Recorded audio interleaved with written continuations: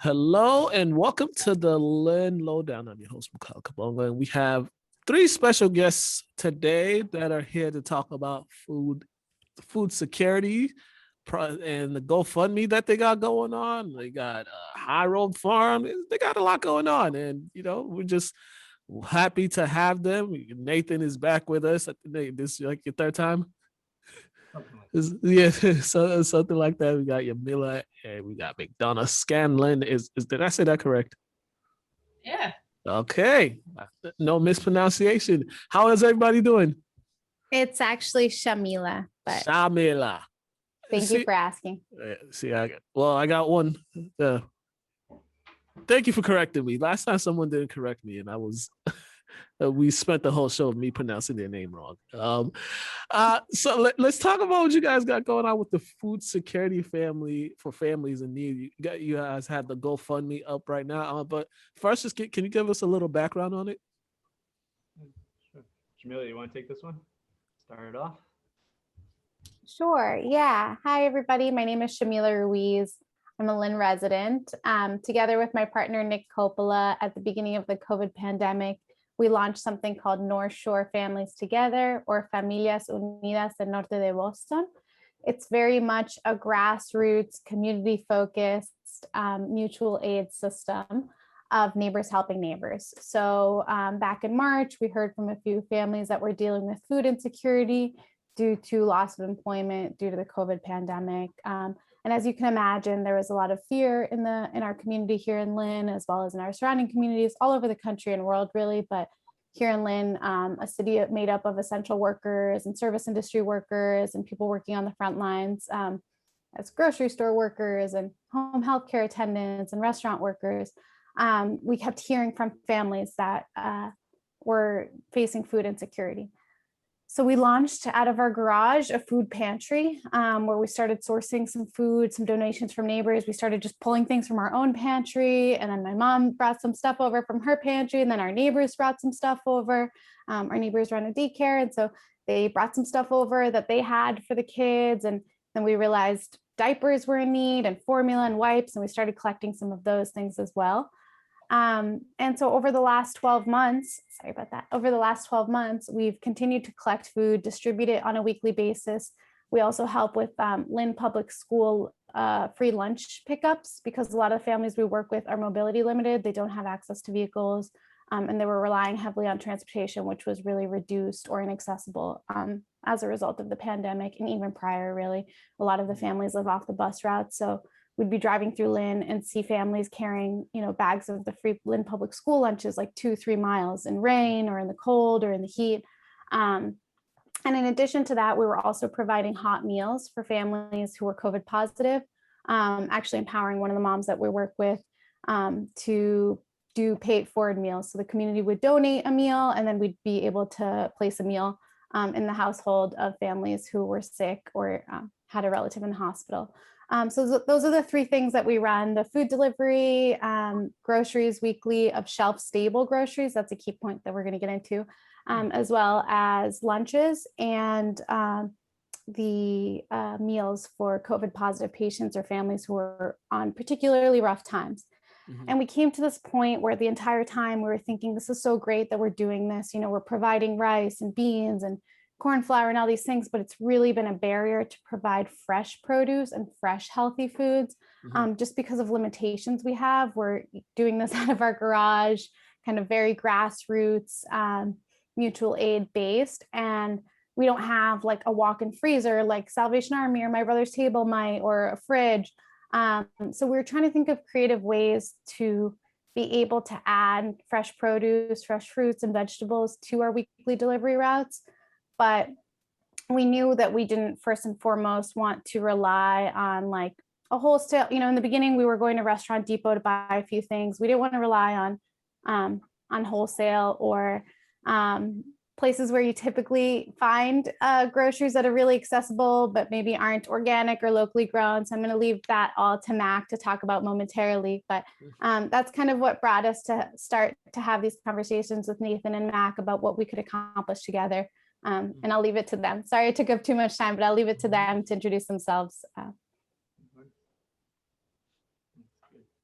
Yeah. Yeah, go ahead.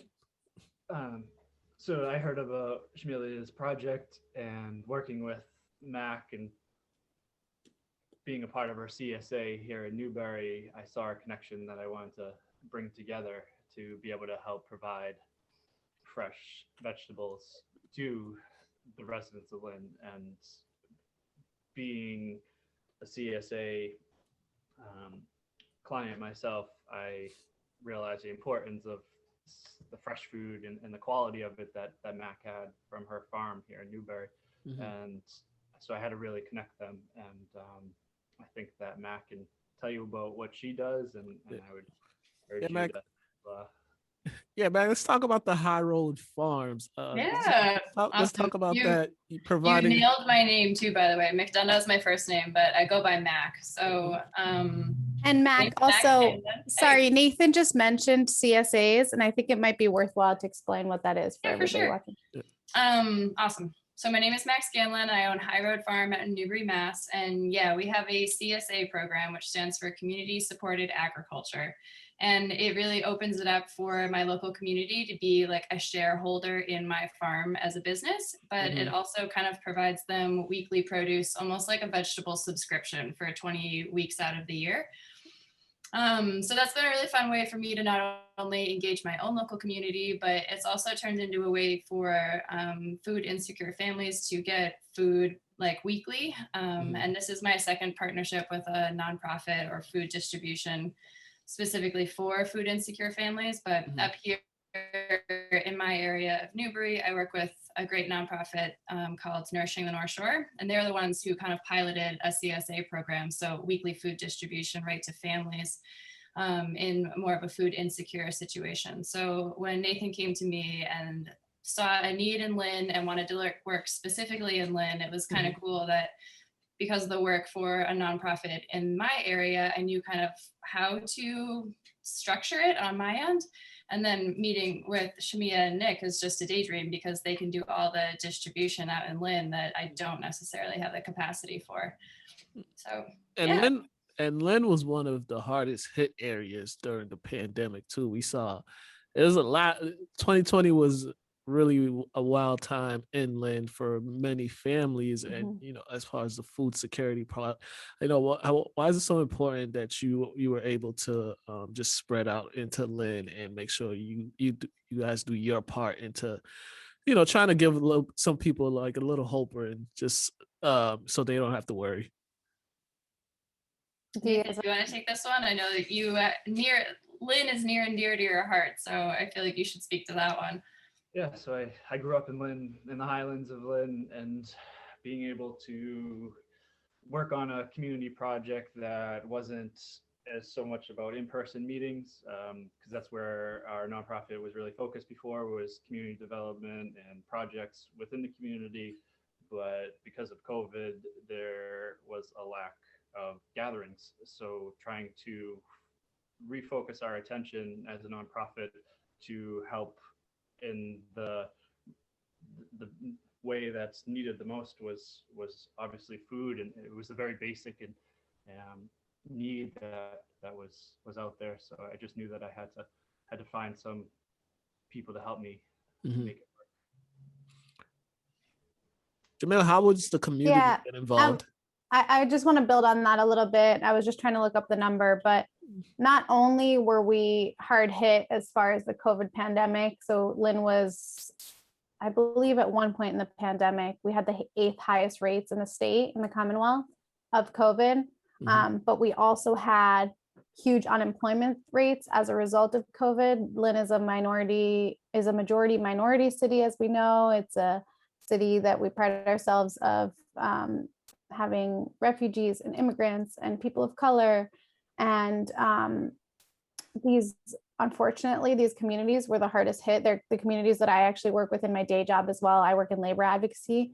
So I work every day advocating for women and people of color and immigrants as part of my day job. And I was just seeing that I work for a national nonprofit. So for me, it was really important seeing that the need that exists in the city. But also what was really beautiful is the ability of the community to step up. Every time we'd go and collect donations, we'd be driving around Lynn and people would be like leaving, grocery bags outside on their porch for us to pick up. And I would just start crying because like, it was so beautiful to see the community really step up, even just by like tacking on a few groceries to their weekly grocery shopping trips. They'd be able to really help out families in need. We just kind of needed to be the connector. And we also know that a lot of communities around us, like Newberry, where Mac lives and Ethan lives, have a lot of resources. My mom is in Marblehead. And so we have some great volunteers in Marblehead and Swampscott and Topsfield and the Newburyport area as well, collecting groceries. And so we just wanted to be those connectors between, very wealthy neighboring communities and then cities like Lynn that have so many neighbors and community members really in need and facing food insecurity. And they don't really have access to fresh foods because of the limitations of all of these systemic things that we see at play and interplaying. So like I mentioned, transportation and mobility limitations, lack of access to a nearby grocery store or fresh farms. The Food Project in Lynn has done a lot of amazing work providing fresh and healthy foods to the community. But we saw an opportunity to partner with an amazing woman-owned farm, like in Mac's case at High Road Farms, in addition to all the other things that we were doing. So formula and diapers and all these things that cost a ton of money. We're just trying to take some of these things off of folks' plates by giving them one less thing to worry about. So when they did go back to work, they could just focus on paying their bills or anything they'd gotten behind on, but know that a weekly delivery of food was still coming to their door week in and week out. Definitely. And also you all have a GoFundMe page for food security for families in need of food. Okay, let's talk about the GoFundMe page a little bit. Can you guys just talk about the GoFundMe? Yeah. So we started off with a $5,000 donation to kickstart the project, and since then, I believe we've had over 40 donors that have donated. 41. 41. There we go. We're moving up. There's a little bit coming in, and that little bit helps a lot as we go along. And over 10,000 raised. Exact number at this point? 10,743. Woohoo! That's a lot of food for families. With the goal of 15,000. Yeah, so of course. Yeah, it would be great to reach that goal, and any additional funds on top of that, we could definitely find a need for as well. So that's exciting, and I'm really, really proud of everyone that's come together to donate, and really thankful for it. It's definitely not something that we're doing on our own. It's a community-led effort, so appreciate that. And what with when the GoFundMe is all done, where it's like how's it going to spread out? What are you guys going to do as far as providing for services? What are some of the things that you all will be doing with all the money donated? What is can you give a little details on that? Yeah, almost 100% of the donations are going directly to the food production and distribution. So we're able to provide the money to grow the food at High Road Farm and then get it delivered to Lynn and then distributed from there. There hasn't been too many costs that have been accumulated because of help from community news with Self and newspapers and such. So and that's just to jump in, that's definitely the short-term vision, is like the logistics of just growing the food, picking it, sorting it, and then distributing it. But then we also have this longer-term vision too of providing like education materials, recipes. A lot of times I got my first CSA box last year, and a lot of the times the produce could be a little bit intimidating because a lot of the food that is native to our region here in New England is not the typical produce that you see every day in the grocery store that's like out front. It's beautiful and delicious produce. It's just a matter of like learning ways to cook it and feel confident and comfortable managing these things. So we talked about doing a little bit of either a video series or informational series in English and in Spanish. A lot of the families we work with are predominantly monolingual Spanish speaking. So we'd love to think of, I love food and I love food education and I love food justice. So we'd love to think of some ways to make the food not just accessible, but approachable in recipes that are actually probably very comfortable and reminiscent of stuff that folks already cook. So that's definitely a long-term goal as well.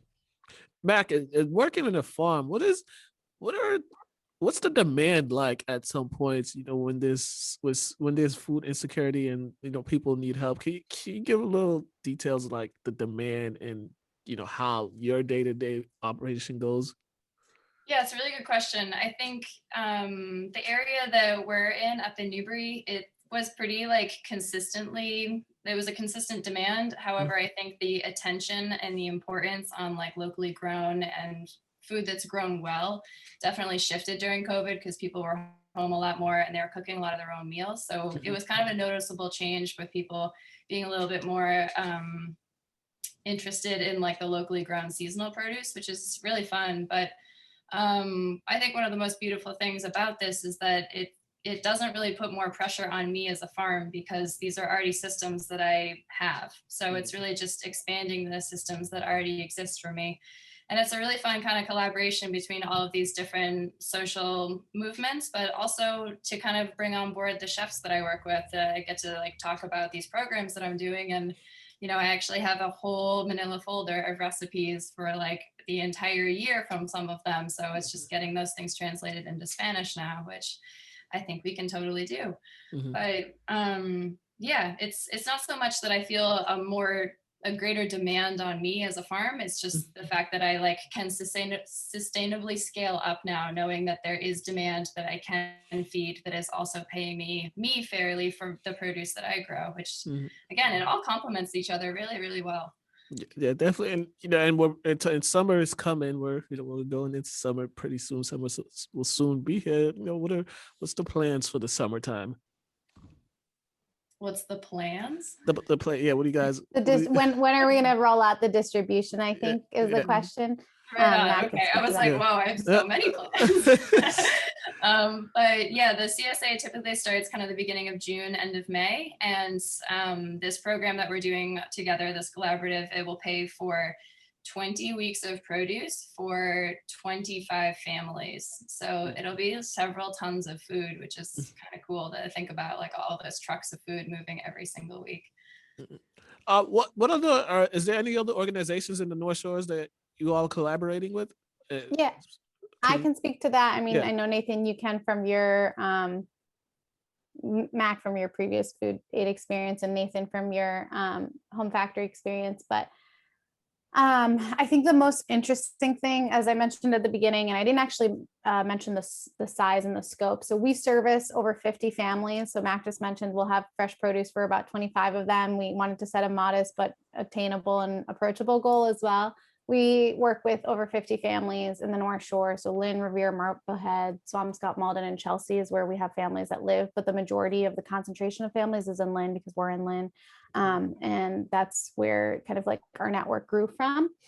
But we've also had people move due to the pandemic, due to not being able to afford housing or rent, sadly.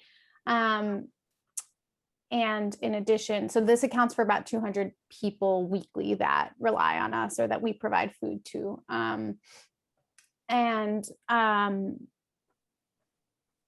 I was just going to mention, I lost my train of thought. I was going to mention that we're going to be able to provide food for hopefully half, or we'll figure out a system where we alternate weeks too. We're still kind of working out the details, but we also work with, I remembered what I was going to say. At the beginning of the pandemic, the food pantries in Lynn, sadly, were so overburdened, not having enough food. So Salvation Army and My Brother's Table all get government grants. And since then, the Lynn Food Aid Project run by Neil and the New Lynn Coalition has also taken on, they have something like, I want to say 450 or 500 families on their list that also are relying on them for weekly food. I think they service a portion of that weekly. So it has been a system of like working together with the other organizations in Lynn providing food aid. And sadly, it's still not enough. So even with the free lunches at Lynn Public Schools, even with the resource of My Brother's Table and Salvation Army and the New Lynn Coalition Food Aid Project and our work, we're still calling each other like, hey, I'm out of food this week. Can you help us out? Or sometimes if people have overflow one week, they'll bring us like a case of tuna that they might have, or like something that they want to get out because of, if it's going to be perishable or expire. Also, social workers were calling us. We didn't even know how that was happening, but through the Facebook page, Lynn Mutual Aid, social workers were finding what we were doing and calling us if they had a family in need who had just arrived to Lynn or was in a tough spot due to COVID or unemployment. So it really has been, and that's what I think it's a good way to close this out. It has been a great example of community mutual aid. And community mutual aid is based on the founding principles that neighbors are just going to help out neighbors, and we're not going to rely on the government, the state, the city to provide resources that we can take care of ourselves. It's great, it's great if those stimulus checks come in, but sadly, a lot of the families we work with are not getting unemployment insurance, or they didn't qualify for UI due to their jobs. So I think that's a really important thing to note, is like, it's not the same boat for everybody. There's families that are really have been really harder hit because of unemployment, because of health issues, because of all of these kind of systemic and structural things that interconnect to make for a really tough situation. And so what mutual aid is based on is solidarity, not charity, right? This is not a charity. We're not looking for handouts. We're just asking for neighbors to pitch in $5, $10, maybe the price of coffee, a cup of coffee, or an extra, item in your grocery bag. If you could donate that to the GoFundMe, we can make sure that these families get the resources they need and deserve, because we know, and I know Mac speaks about this a lot, the healing power of food. It's one thing to have like rice and beans and all these great things, but it's another thing to also be able to add nutrient-rich, nutrient-dense produce on top of what they're receiving from us. So we're just so grateful to anybody watching this who finds it in their heart to donate whatever they can. And if you don't have anything to donate right now, reach out to us about donating your time. We always need drivers. We always need people to help sort and package the items that we're distributing. So I'm happy to provide you with my contact information. So hopefully we get some excited volunteers out of this broadcast as well. All right. And, before we get up out of here, we're going to get into how they can contact you guys. First, Mac, share the website. My website is cairo.farm, and under our CSA page, there is a donate kind of link to a subsidized CSA program. Awesome. And also the GoFundMe page. I'm working on that. Good. While he's working up. Food security for families in need of food. And yep, keep going. Sorry. You search House Factory on GoFundMe. That's Nathan's nonprofit. We can also drop the link in here as well. I have all that. And can you share yours as well? Your information, contact information, email if they want to sign up to volunteer. Sure. My name is Yamila Ruiz. My partner who helped co-found this is Nick Coppola. And you can email either of us or North Shore Families Together at gmail.com. And my email is my last name, Ruiz, my first name, Yamila, YAMILA 72 at gmail.com. All right. Thank you all once again for coming on and sharing all this information. And make sure you go to the GoFundMe page and donate. Right now, they're at $10,743. They have a goal of $15,000. So donate. This will help a lot of people. They're almost there to their goals. Continue doing the great work. It's very appreciated. And we will see you guys again soon. Hopefully, when our studios open back up, we can have everyone in here to talk about all the stuff that you guys got going on. A funny story about that, we drive by your studio all the time on our food delivery routes. So it is an honor for after a year to be on LCTV. We're so excited. We're always like, we wonder what it looks like in there. Thank you so much, Mac. Thank you so much, Nathan, for both of your leadership, partnership, and collaboration. We're so excited to bring this project to life with the help of all of the amazing viewers. Thank you guys so much. Awesome. You guys have been watching the Lynn Lowdown. Have a great day.